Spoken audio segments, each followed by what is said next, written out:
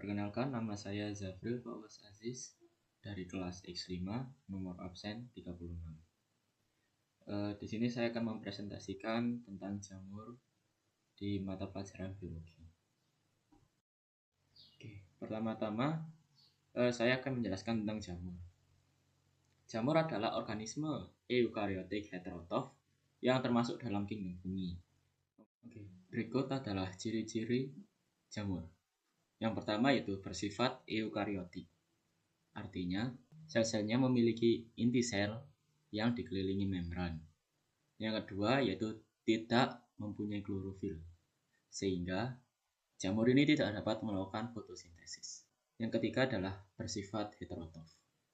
Artinya, mendapat nutrisi atau makanan dari organisme lain.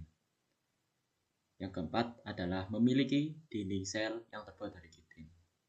Jadi, kitin itu adalah komponen penting yang memberikan kekuatan dan perlindungan bagi sel-sel jamur. Yang kelima adalah berkembang biak secara aseksual dan seksual menggunakan spora. Yang keenam adalah dapat hidup di berbagai tempat, seperti tanah, kayu, dan di dalam organisme lain sebagai parasit. Struktur jamur yang pertama adalah tudung. Ini tudung. Nah, di bawahnya tudung ada lamela yang saya sebutkan di awal dapat menghasilkan spora. Dan yang ini adalah tangkai. Nah, ini tangkai.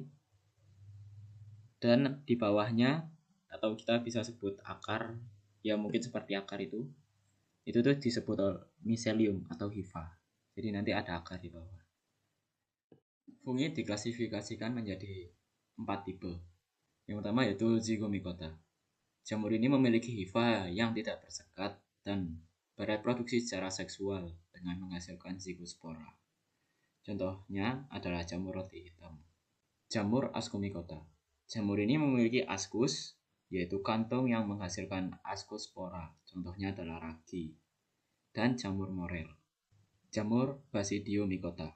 Jamur ini memiliki basidium, yaitu struktur yang menghasilkan basidiospora.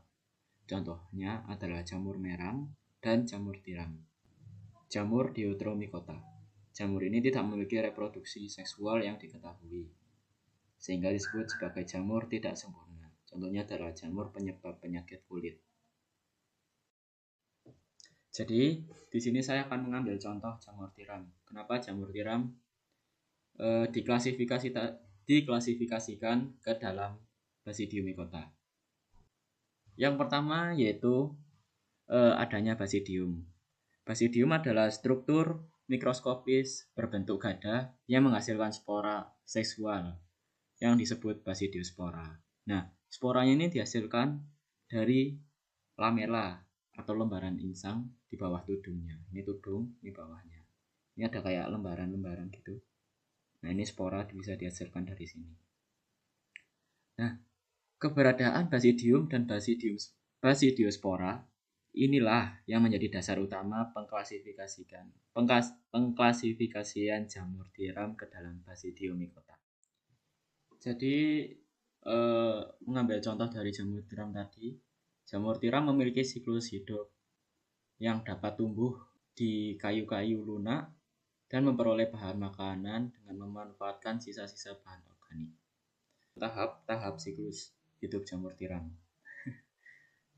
Yang pertama yaitu spora yang matang terlepas dari jamur. Jadi sporanya jatuh dari sini turun.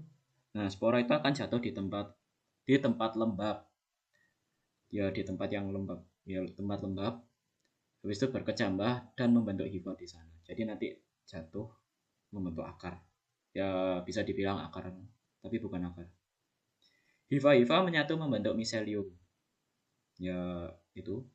Miselium bercabang-cabang dan membentuk bintik kecil yang akan tumbuh menjadi primordia atau tubuh buah. Jadi spora-spora ini akan membentuk miselium dan setelah itu membesar dan berkembang menjadi tubuh buah jamur. Sekian presentasi dari saya. Mohon maaf bila ada kesalahan perkataan maupun perbuatan. Terima kasih. Wassalamualaikum warahmatullahi wabarakatuh.